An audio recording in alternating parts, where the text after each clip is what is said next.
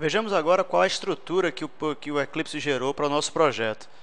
Aqui no lado esquerdo, onde temos aqui Reservas Hotel, se a gente clicar aqui no mais, vai ver o que é que o Project Explorer traz para a gente, poder alterar, poder trabalhar em cima do projeto. Então, a primeira coisa que a gente vai destacar aqui é essa chamada ao Deployment Descriptor, que é aquele Web XML que falamos, que até pedimos para que ele gerasse naquela tela no vídeo anterior. Então você veja o seguinte, abrindo aqui, o Deployment Descriptor apenas ele vai destacar deste arquivo o que é que você andou alterando nele lá, da maneira mais organizada, da maneira que seja mais fácil você localizar o que é que você tem, em vez de ter que percorrer todo aquele XML. Um outro ponto interessante aqui é esse JPA Content, que é um destaque para o Persistence XML, para que você possa chegar logo aí e alterar esse arquivo, que traz as configurações para a conexão com o banco, para quais são as classes que fazem parte de cada Persistence Unit, que são unidades onde você vai definir as configurações de salvamento dos objetos do banco de dados relacional. Então, mais embaixo, chegamos aqui na pasta Web Content, na última opção, vou dar um pulo aqui para a última opção, na pasta Web Content, onde você vai salvar fisicamente todos os seus arquivos estáticos, né? Todo aquele arquivo HTML, imagem, CSS, JavaScript, tudo que você quiser salvar aqui, que seja simplesmente baixado para o browser poder renderizar lá na outra ponta. Então é basicamente salvar aqui dentro. Não só esses arquivos estáticos, como alguns arquivos dinâmicos também vão ser salvos aqui no diretório Web Content. Como a gente viu lá naquela tela, no slide anterior, no vídeo anterior, vimos naquela tela onde ele perguntava o seguinte: qual vai ser o nome do diretório em que a gente vai chamar diretamente. Quer dizer, você quando colocar localhost, 8080, barra Reservas Hotel, que foi o nome do contexto gerado, ele vai cair diretamente nesse diretório aqui, que foi o nome que foi dado ali, né, Web Content. Mas dentro do Web Content temos dois diretórios que não são visíveis. Apesar dele ser a raiz da visibilidade aqui, a partir daqui o que você salvar será visível, ele já tem pré-configurado dois diretórios que nunca o servidor web vai tornar visível. Então o que você salvar dentro de metainf e dentro de webinf vão ser coisas que jamais vão ser visíveis. Aí dentro devem vir arquivos de configuração. O metainf é aquele arquivo manifest.mf que todo jar em Java deve ter. Geralmente tem para carregar class path, para definir alguns parâmetros de configuração. Aqui no projeto web ele até que não é tão utilizado. Em geral a gente trabalha em cima do webinf, que é onde a gente coloca o web XML, que é esse deployment descriptor destacado aqui em cima. Então você pode tanto ver opções dele por aqui por cima, quanto você pode clicar aqui nele e mandar abrir para que você possa visualizar o modo XML, né? Virtual XML que você possa alterar por lá. Então aqui em cima é só um destaque para ele. Temos outros arquivos aqui, como esse faceconfig, que é o arquivo de configuração para projetos JSF. Como nós falamos também naquela hora de gerar esses arquivos, que nós não vamos, na verdade, a gente não vai se preocupar tanto hoje no Java EE 6 com esses arquivos. Seria possível, inclusive, passar sem eles. E é isso que a gente vai tentar fazer de início. Não vamos alterar eles aqui agora, não. Então, além disso aqui, vamos ter o diretório SRC, né, a pasta SRC, onde vão ficar os fontes.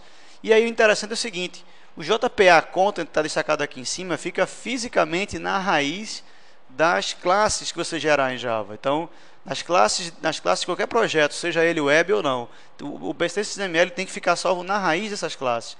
Então, ele não vai ser salvo em nenhum diretório específico como webinf, metainf, ele vai ficar dentro da raiz das classes. O que significa que ele vai ser salvo no SRC e vai ser simplesmente copiado para o local onde ficarem os binários das classes, onde ficarem os .class. Então, aqui está o Persistence XML, que a gente depois vai dar uma olhadinha nele com mais calma. E mais embaixo ele está destacando também quais bibliotecas já temos carregadas no nosso projeto. O nosso projeto não carregou nenhuma biblioteca específica dele. Nós estamos usando a biblioteca padrão do JRE, que todo projeto Java vai ter, né? E a biblioteca padrão do Glassfish, que todo projeto Enterprise que usa o Glassfish também vai poder contar. Então veja que temos implementações aqui de JSF, implementações de uma série de outros recursos aqui, como JavaX Persistence, que seria o JPA. O JPA também é implementado por baixo pelo Eclipse Link, que ele está usando aqui, o org Eclipse Persistence. Então a gente vai ver uma série de coisas aqui, a API básica de Server está aqui também. Então, enfim, o nosso Glassfish vai trazer para a gente todas as bibliotecas necessárias para desenvolver qualquer tipo de projeto Java EE, né, que use especificamente o que está colocado lá no padrão. Então, Aqui está a nossa estrutura no SRC. Eu deixei aqui destacado também o Navigator, apenas para gerar essa curiosidade, a gente ver como está fisicamente, porque o Project Explorer traz alguns destaques de uma coisa ou outra, às vezes repete um arquivo que está num canto, repete em outro, então aparentemente é como se tivesse duas vezes o arquivo. Na verdade não tão. Fisicamente aqui existe uma pasta SRC, existe a pasta Build Class, que é onde ele vai salvar todos os nossos .class, e aí só o que vai ser duplicado aqui é porque você vai salvar o persistence XML dentro da pasta SRC, e ele vai sempre copiar para cá, porque na hora de rodar, ele precisa que ele esteja salvo na raiz onde ficam os .class. Então, se é aqui onde vai ficar os .class, é aqui que você deve salvar o persistente para que ele seja copiado automaticamente para cá. Não vamos alterar esse arquivo direto, alterar só o de baixo. Então, o WebContent aparece aqui, mas mesmo lá no Project Explorer, o WebContent aparece como estrutura de navegação de pasta normal. Então, todo o resto aqui é apenas navegação entre pasta normal. Um detalhe interessante que a gente vai começar a criar aqui, vamos começar a trabalhar com o nosso projeto aqui. Vamos definir as classes básicas do nosso modelo. Então, nós venimos aqui em SRC, com o botão direito, colocar New Class. Aqui criaríamos uma classe, vamos começar pela classe pessoa, que consta aqui nesse diagrama do lado direito, mas eu não queria criar por essa ferramenta padrão do Eclipse, eu queria usar uma ferramenta um pouquinho diferente, que é para criar um New Entity. Aqui ele não aparece destacado logo de cara, mas engraçado é que o Navigator traz aqui, ó. Se você viesse por aqui no SRC do Navigator, botão direito, na hora que você fizer New, ele aparece mais coisas aqui, ele mostra New Entity, já aqui direto. Se você não quer trabalhar com Navigator, porque o Project Explorer geralmente vai trazer destaques mais interessantes para o que você precisa, você pode vir aqui com o botão direito no SRC, New, clique em Order, só vai ter uma telazinha anterior àquela que seria do Entity, que é para você escolher o que é que você quer. Aqui tem tudo, né? Então vamos marcar aqui New Entity, na pasta JPA, você pode também filtrar por aqui, poderia colocar aqui Entity, aqui, digamos que você não teria que aparecendo aqui, você vai digitando, ele vai digitando aqui, ele vai filtrando aqui pelo que você fizer. Então temos aqui a opção Entity, vamos colocar aqui Next. Aqui teremos uma tela que parece aquela primeira tela de criação de uma classe comum, só que ela vai ter alguma coisa mais resumida, mais sintetizada aqui, e vai ter algumas informações mais específicas de criação de uma entidade. A primeira pergunta que ele vai fazer é qual é o nome do pacote que a gente vai trabalhar, né? É sempre bom definir um pacote, então vamos colocar aqui que vamos trabalhar com o pacote modelo. No pacote modelo, vamos criar a classe pessoa, que é essa primeira classe da modelagem aqui do lado direito, né? Não vai herdar de ninguém, vai ser diretamente de object mesmo. E aqui, assim, ela não entrou em alguns detalhes, como a pessoa vai ser abstract, ele não está perguntando aqui, mas na hora de gerar a classe, vamos escrever o abstract lá, uma vez que estamos vendo aqui que pessoa é abstrata. No nosso modelo não vai existir pessoa que não seja nem física nem jurídica, por uma questão realmente do nosso negócio mesmo. Então, aqui embaixo ele pergunta qual a estratégia de herança. Estratégia de herança, primeiro, se não houver herança alguma, você marcaria aqui apenas entity, seria uma entidade. Uma entidade significa que cada objeto vai ser salvo na sua tabela. Então, uma classe que é uma entidade, é uma classe que vai ter uma tabela associada a ela. Então, uma tabela que corresponde aos objetos gerados dela. Então, cada objeto dela vai ser um registro naquela tabela. Então, se eu marcar aqui entity, eu não estou falando nada com relação à herança. Se eu marcar aqui Mapped Superclass, eu também não estou definindo estratégia de herança, mas eu estou subentendendo que vai haver uma herança aqui, porque o Mapped Superclass é uma classe que serve apenas para ser mapeada por alguém. Não vai existir uma tabela para ela. As subclasses dela que vão ter tabelas. Então, a subclasse ou as subclasses dela que vão ter tabelas. Ela não teria, ela é apenas uma superclasse mapeada para que os dados que ela tenha sejam copiados para cada subclasse que ela tiver. O que eu vou colocar aqui é essa opção Entity mesmo, mas eu vou marcar aqui embaixo, na opção Inheritance, vamos definir qual vai ser a estratégia de herança. Temos 3 estratégias possíveis. Quer dizer, o banco de dados relacional, ele não trabalha com herança de tabelas. Então, você não tem herança de tabelas em bancos relacionais. Vamos trabalhar aqui com o banco PostgreSQL, que suporta até esse tipo de coisa. Você pode ter uma tabela que é de outra, mas isso não faz parte do padrão relacional. Isso é uma implementação conhecida como padrão objeto relacional e que não chega a ser um padrão de fato. Cada banco implementa a sua maneira. Então, você poderia ter heranças de tipos no Oracle e heranças de tabela no Postgre. Quer dizer, você vai ter maneiras diferentes em cada banco e não é uma coisa suportada pelo padrão relacional de fato. Então vamos chegar aqui e marcar. Vamos definir alguma das estratégias daqui para dizer o seguinte: nós não vamos ter herança de tabela, mas vamos ter que portar essa herança de classe para algum modelo de tabela. Ele precisa ser salvo em tabelas. Então, se eu clicar aqui em Single Table, né, que é a opção padrão, caso você não escolha nenhuma, esta é a estratégia padrão de herança. Uma Single Table significa que você vai ter uma única tabela para toda a estrutura hierárquica. Então, no nosso caso, pessoa física e pessoa jurídica, todos os dados das três entidades aqui vão ser salvos numa única tabela. Então, pessoa vai ter nome, e-mail, número, telefone, e-mail. Pessoa vai ter ainda, salva na tabela, CPF, RG, data de nascimento, razão social, CNPJ, inscrição estadual e municipal. Quer dizer, todos esses campos daqui, além de possíveis referências que elas possam fazer a outras entidades aqui, que eu não estou analisando nesse momento, tudo isso aqui vai ser salvo numa única tabela chamada pessoa ou algum outro nome que a gente porventura venha querer dar posteriormente. Mas a estrutura é, toda a hierarquia cabe numa única tabela. Aí você pensa assim, bom, se eu vou salvar uma pessoa física e pessoa jurídica na mesma tabela, como é que eu vou saber posteriormente, na hora de selecionar, qual vai ser o objeto? Quer dizer, ele vai dar new em quem na hora de ler aquele registro da tabela lá e me trazer o objeto de volta. Ele vai precisar de um campo, um campo identificador de tipo, um campo de metadado, que geralmente se chama dtype, a gente pode também renomear esse campo, vamos fazer isso posteriormente. Então você vai ter que definir, vai existir sempre nessa tabela um campo que siga para você definir um valor. Quando eu salvar uma pessoa física, vai ter um valor, por exemplo, PF. Quando salvar uma pessoa jurídica, vai ter outro valor, PJ, por exemplo. Então, vai ter que haver um campo que identifique o tipo, não só identificar a pessoa, mas identificar o tipo da pessoa, para que a gente saiba qual vai ser o NIO que ele vai ter que dar para poder nos trazer o objeto de volta. Certo? Então, a estratégia Single Table é toda a hierarquia numa única tabela. Uma estratégia também que pode ser utilizada é a tabela Table per Class. A Table per Class é uma estratégia onde você vai ter uma tabela para cada classe concreta. Não significa uma tabela para cada classe. Neste nosso caso aqui, a classe pessoa, como ela vai ser abstrata, como nós não vamos trabalhar com pessoa, criando uma tabela para ela, né, o Table per Class poderia ser utilizado para gerar uma tabela pessoa física e uma tabela pessoa jurídica. E todos os campos aqui de pessoa seriam copiados. Em geral, o Table per Class, a gente vai trabalhar com um mapeamento Mapped Superclass, porque, na verdade, a classe pessoa vai ser pura e simplesmente uma maneira de você reutilizar código entre pessoa física e pessoa jurídica. Quer dizer, os atributos nome, telefone e e-mail são atributos que vão ser copiados mesmo de uma tabela para outra.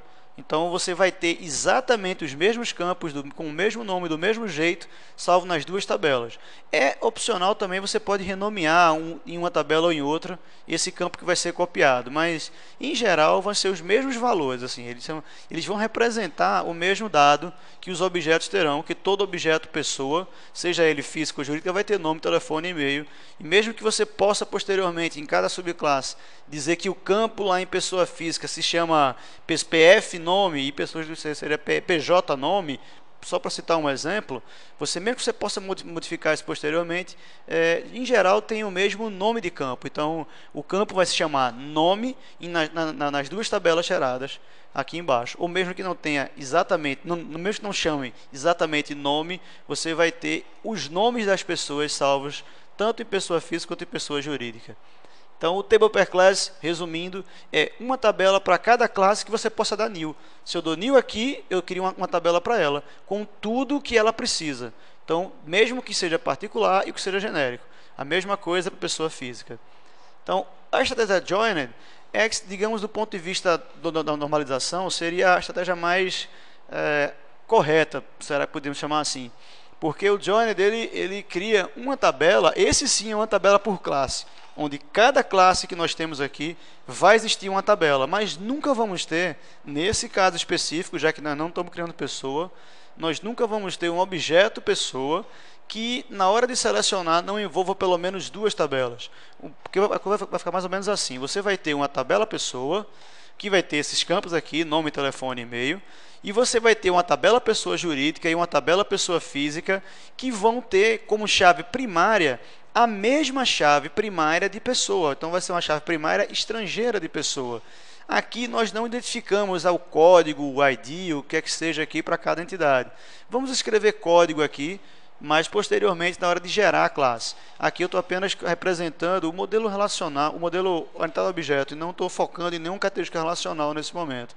Então o que temos aqui é pessoa sem um código, mas eu vou gerar com um código também. Imaginando que teríamos o código aqui em pessoa, teríamos também um código na tabela pessoa jurídica e também o código da tabela pessoa física. Mas que esse código, além de ser o código que é chave estrangeira para a pessoa, ele também vai ser chave primária em cada uma das duas. Porque uma pessoa não pode ser várias pessoas físicas. Uma pessoa é apenas uma pessoa física. Então, se aqui eu tenho uma chave estrangeira para cá, ela precisa ser única. Então, nada mais interessante do que ela ser a própria chave que também identifica uma pessoa física. Então, se nós colocarmos o joined aqui, vamos definir um ID para a pessoa, que vai ser o campo código, né? Vamos chamar posteriormente o campo código, e esse campo aqui vai ser copiado para cada uma das outras tabelas que forem geradas aqui a partir dessa primeira, que elas só vão carregar seus valores específicos mais a chave estrangeira. A estratégia que vamos trabalhar aqui vai ser a single table por uma questão de praticidade, simplicidade de geração do esquema no banco. Então você vai ter tudo numa tabela só. Ela tem seus prós e contras.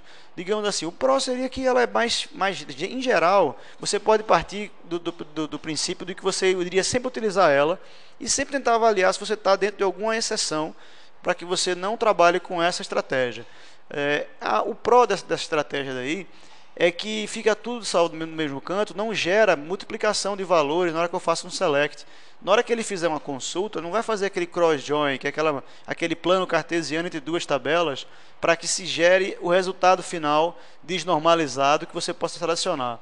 Então, ela está tudo salvo no canto só. E um contra é que você também não poderia aplicar algumas questões como, por exemplo, restrições de não nulo para campos específicos. Porque se eu estou salvando toda pessoa, seja ela física ou jurídica, numa única tabela, eu não poderia chegar aqui e dizer, toda pessoa física obrigatoriamente tem um CPF. O campo CPF não pode ser nulo. Isso você pode até fazer dentro da suplementação da JPA, ou seja, dentro do seu programa em Java. Mas no banco de dados você não pode definir que CPF é not null, porque na hora que você for querer cadastrar uma pessoa jurídica, ela certamente não vai ter CPF e vai ser essa mesma tabela. Para o banco de dados, não vai haver duas tabelas, não vai ser uma coisa só. Então, você não pode nunca inserir um dado que seja proibido botar um CPF, não botar um CPF, omitir, digamos assim, um CPF, porque se for pessoa jurídica não vai ter CPF. Então, single table é o que nós vamos trabalhar aqui, mas sabendo dessa limitação do single table. Um ponto que seria interessante, talvez, trabalhar com o Johnny, em geral, é que é sistemas legados. Você pode ter um sistema que você modelou, você realmente fez de uma forma que seguiria de acordo com as normas do modelo relacional, com os padrões de normalização do modelo relacional. Então, você acaba que pode encontrar bancos por aí, ou pode mesmo construir uma estrutura de um banco em que ele já esteja normalizado dessa forma. Mas o Table Per Class tem uma característica bem peculiar, que faz com que ele copie campos de uma tabela para outra. Isso, em geral, não é um bom negócio do ponto de vista de manutenção do seu esquema do banco. Mas como o seu esquema vai ser gerido por aqui, né, pelas suas classes, se ele for gerido pelas classes, não for uma coisa que vai ser gerida por um DBA diretamente no banco, né, você poderia até arriscar esse cara daí. Mas quando é que é válido? Em geral, o Table Per Class não é interessante para situações como a nossa, em que nós temos consultas e relacionamentos polimórficos. O caso aqui de reserva, que tem um atributo do tipo pessoa. Veja, reserva não tem um atributo pessoa física, como é o caso de diária. No caso da diária, eu tenho sempre uma pessoa física que se hospeda. Quer dizer, o hóspede da diária é sempre uma pessoa física. Mas o cliente que faz uma reserva e o cliente que compra uma diária avulsa, ele pode ser tanto física quanto jurídica. Então, qualquer um dos dois. Se eu tiver aqui duas tabelas, eu vou ter sempre que me relacionar com duas tabelas, onde um relacionamento vai estar nulo de acordo com cada registro que existir em reserva. Então, eu não vou ter uma chave estrangeira aqui, eu vou ter duas. Eu vou ter que referenciar duas tabelas aqui, não uma só. Então, isso geralmente não é uma coisa do ponto de vista de modelagem mais correta de se fazer. Mas se você não tiver isso, ou se isso for uma coisa que para você possa se passar dessa forma, sem muita preocupação, porque isso é um detalhe pequeno do seu sistema, você pode usufruir do fato de que uma Table Per Class imagina uma situação em que nós tivéssemos, talvez, sei lá, milhares ou milhões de pessoas físicas cadastradas. mas o nosso sistema fosse essencialmente um sistema do meio corporativo, onde as pessoas jurídicas iriam manipulá-lo. Então, se eu tenho, vamos supor, para dar só um valor aqui, eu tenho 1 milhão de pessoas físicas, eu tenho 20 pessoas jurídicas cadastradas. Só que essas 20 é onde está todo o meu gargalo do sistema. Então, vamos supor que eu tenho um percentual pequeno de um universo aqui, que é muito usado, que é muito consultado, que é muito gerido, e um percentual grande de valores aqui que eu pouco mexo com eles. Então vai ter um momento ou outro só que eu mexo com eles. O tempo todo eu vou focar nesse cara daqui. Talvez o table per class seja mais interessante que o próprio single table, porque sempre que a gente for consultar ou relacionar pessoas jurídicas com alguma outra coisa, nós vamos trabalhar sempre com a tabela pequenininha e deixar todo aquele volume de dados meio que à parte, para uma parte pequena ou outra, para uma área pequena do nosso sistema. Então, geralmente, vamos trabalhar com o single table, mas tem suas particularidades que podemos optar por outras coisas. O single table também, geralmente o pessoal fala que não é interessante para estratégias onde você tem muitas subclasses e as subclasses tenham muitos atributos, né?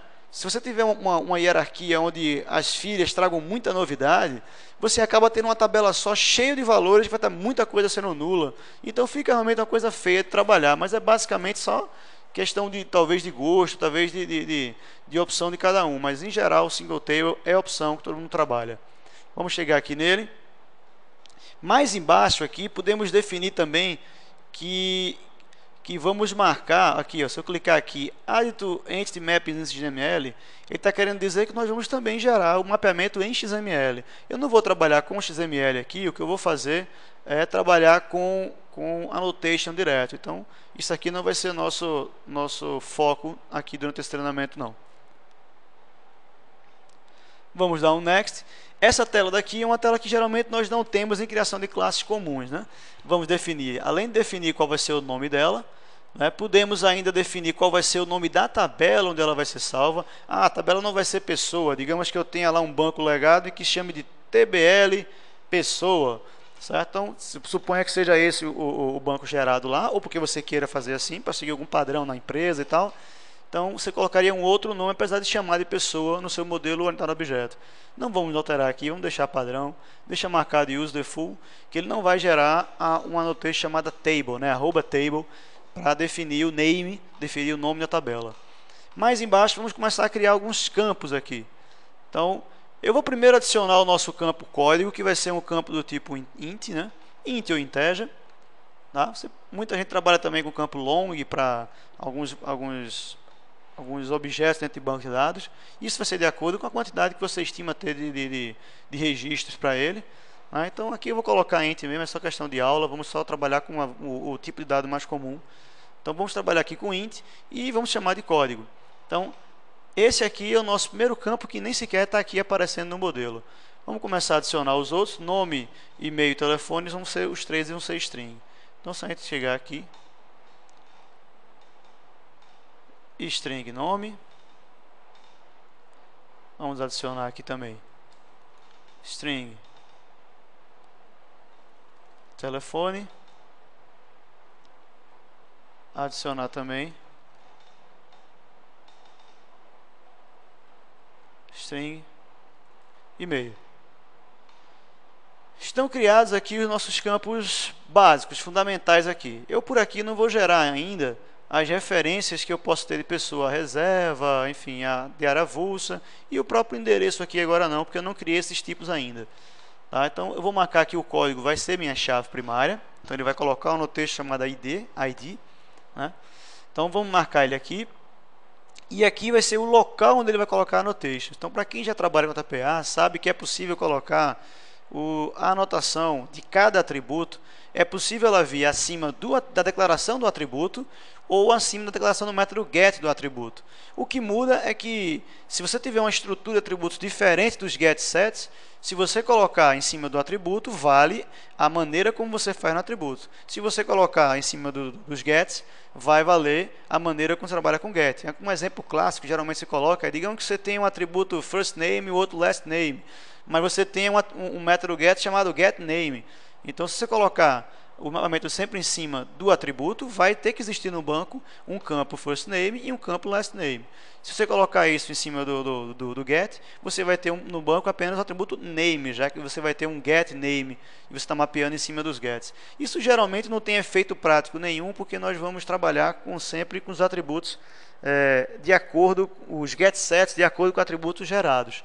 Mas também seria via get set que a ferramenta que implementa o JPA por baixo vai preencher e vai recuperar dados do nosso objeto.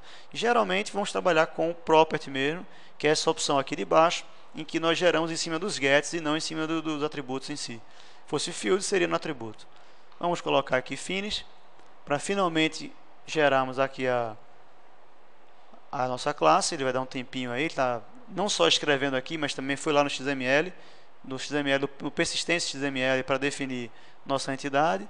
Então, aqui, ó, ele inclusive segue aquele padrão POJO, né, em que você tem uma classe implementando a interface de marcação serializable, para que apenas podemos dizer assim, ó, nossos objetos também podem ser serializados no disco e enviados na rede, como vai ser o caso aqui em alguns momentos. Então, é serializável. Já colocou aqui o Serial Version ID, que é aquele atributo que serve para identificar a versão da classe, né, onde você, se tivesse que trocar a estrutura, mudar alguma coisa na estrutura da classe, poderia vir aqui e trocar a versão de Serial Version ID, de acordo com a sua necessidade. Mais embaixo temos os campos que nós geramos aqui, código, nome, telefone e e-mail, que são campos aqui que não estão mapeados aqui em cima, mas vejamos que abaixo do construtor default, que é necessário, que é geralmente recomendado no padrão POJO, né, em bin simples, nós temos aqui o @id, que serve para identificar unicamente, ou seja, o campo código vai ser o campo que vai identificar unicamente cada pessoa no banco de dados.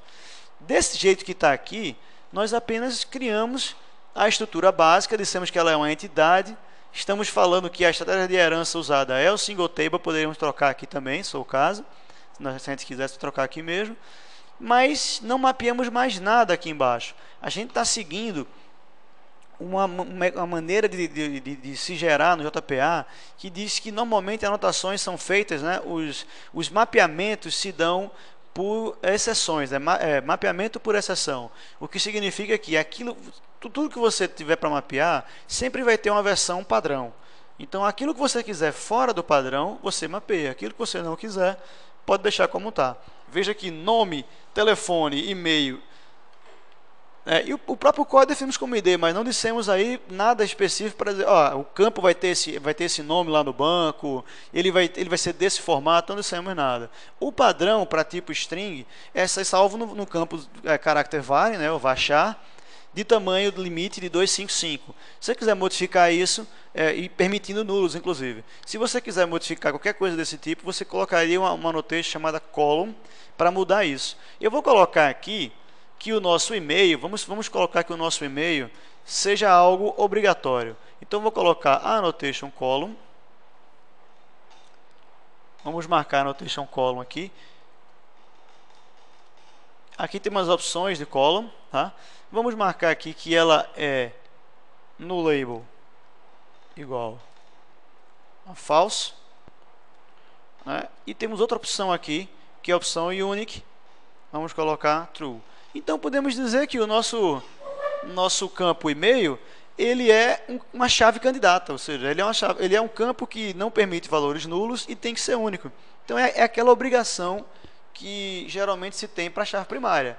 Então ele bem que poderia ser a chave primária, mas vamos colocar o código, porque em geral é um campo utilizado por ser mais leve, mais interessante para trabalhar no banco de dados. Também é muito comum esse campo código ser autossequenciado. E nós não dissemos nada a respeito disso aqui. O nosso campo ID, a princípio, tem que ser gerado pelo programa que vai mandar salvar o objeto. Então, todo objeto salvo aqui precisa ter um ID definido, a não ser que você chegue aqui e coloque uma annotation que diga que ele é um valor gerado automaticamente. Então, se você colocar aqui Generated Value, você vai dizer que ele é um valor gerado automaticamente. Nesse Generated Value que você coloca aqui, é possível definir a estratégia de geração dos valores. Então, as estratégias possíveis, vamos colocar aqui, seria Auto, Identity, Sequence ou Table. Auto é a estratégia padrão em que você colocar ou não, ele automaticamente vai localizar ou ident ou sequence. A diferença de um para o outro não depende do que você coloca aí, e sim do banco que você está trabalhando. Existem alguns bancos que trabalham com esse modelo ident e outros que trabalham com o modelo sequence. Os bancos que trabalham com o modelo ident, é o caso do SQL Server, é o caso do Sybase, do MySQL, do JavaDB. Então, são bancos que você tem a geração do autoincremento vinculada à própria tabela. Então, a tabela que tem um campo que tem autoincremento, no caso do MySQL, por exemplo, ela tem que ser até a chave primária, necessariamente a chave primária. Então, a tabela é dona da geração do autoincremento. E aquilo não é compartilhado entre outras tabelas. Então, você vai ter uma geração para aquele campo especificamente e não se usa em outro lugar. Fica vinculado à tabela. Geralmente é isso que a gente quer. Não é uma coisa que também seja ruim não ter, em linhas gerais. Mas o padrão sequence é um padrão de alguns bancos como o PostgreSQL, que vamos trabalhar aqui, o Oracle, entre outros. Então, esses bancos, eles trabalham com o conceito de que vai existir um gerador de valores, uma sequência gerada no banco, que ela é capaz de originar valores que podem ser compartilhados por mais de uma tabela. Então, que compartilhamento é esse? Eu não vou dar o mesmo valor para cada registro das tabelas, não. O que eu vou fazer é compartilhar a geração do número. Então, se eu tiver uma tabela X que me peça um número dessa sequence, o próximo valor da sequence, ele vai receber 1, por exemplo. E uma outra tabela, se pedir a mesma sequence, ele vai ter o valor 2, e assim por diante. Então, você pode compartilhar a geração de uma sequência por mais de uma tabela. Não vai ser isso que vamos criar aqui, então podemos trabalhar com o ident tranquilamente. Mas acontece de estratégias como, por exemplo, a estratégia de herança chamada Table Per Class, que nós chegamos a falar sobre ela antes. A Table Per Class, como nós dissemos aqui, você vai ter duas tabelas geradas que vão para você representar uma mesma unidade. Assim. Então, a tabela pessoa física e a tabela pessoa jurídica vai ter cópia dos campos que estão em pessoa. Então, o campo código que está aqui em pessoa vai ser gerado por ambas as tabelas. Então, você vai ter um código em pessoa física e um código em pessoa jurídica. Mas, do ponto de vista do seu modelo unidade objeto, do ponto de vista da JPA, você vai ter objetos que vão ter que ter valores únicos. Então, toda e qualquer pessoa, por ela ter um ID aqui em cima definido, toda e qualquer pessoa deve ter um código único. Mas como é que você vai garantir um código único se você vai ter duas tabelas, uma pessoa física e uma pessoa jurídica, que vão ter autossequenciadores independentes? Ou seja, você poderia, no banco de dados, você poderia criar uma pessoa física de código 1 e também poderia criar uma pessoa jurídica de código 1. Mas, do ponto de vista do nosso modelo aqui, isso não é viável, isso não é possível. Você vai ter que ter sempre uma pessoa só de código 1. A outra pessoa vai ter que ser código 2 e assim por diante. Então, a estratégia ident, né, os bancos que trabalham com ident não podem trabalhar com a estratégia de herança Table Per Class. Então, para solucionar essa situação, é que nós vimos aqui para uma exceção aqui, que eu diria que seria a única estratégia que você colocaria explicitamente, já que as demais aí seriam pegas pelo banco. Então, se você fosse trabalhar aqui com a estratégia de herança Table Per Class, você deveria colocar explicitamente a opção Table na hora de gerar os valores aqui. Porque essa opção Table é simplesmente criar uma tabela à parte, que não seja nem pessoa física, nem pessoa jurídica. Vai ter uma tabelinha à parte, que vai ser feita única e exclusivamente para gerar um valor, né, para que você incremente esse valor, e esse valor seja utilizado por quais tabelas precisarmos aí, lá fora, pessoa física e pessoa jurídica. Então, é apenas para conseguir fazer com que haja uma publicação do mesmo sequenciador para mais de uma tabela. Tá? Então, seria a exceção, ou seja, Table Per Class, em bancos que trabalham com ident, no meu caso do MySQL, que eu já citei aqui, só se pode fazer a estratégia de geração de valores Table, não colocaria os idents mesmo. Ok? Vamos deixar sem nada, não é obrigado colocar. Vamos colocar sem nada aqui, apenas native value ou apenas os parênteses aqui ou até vazio. No nosso caso, estamos trabalhando com um banco que opta pelo padrão, vamos trabalhar com o banco PostgreSQL, e ele opta pelo padrão de sequência. Mas é possível que ele gere uma sequência de nome diferente do que o banco geralmente trabalharia. Então, por padrão, lá no PostgreSQL, nós criamos, quando a gente cria uma tabela por lá, um campo código, ele pode ser dito como campo do tipo serial.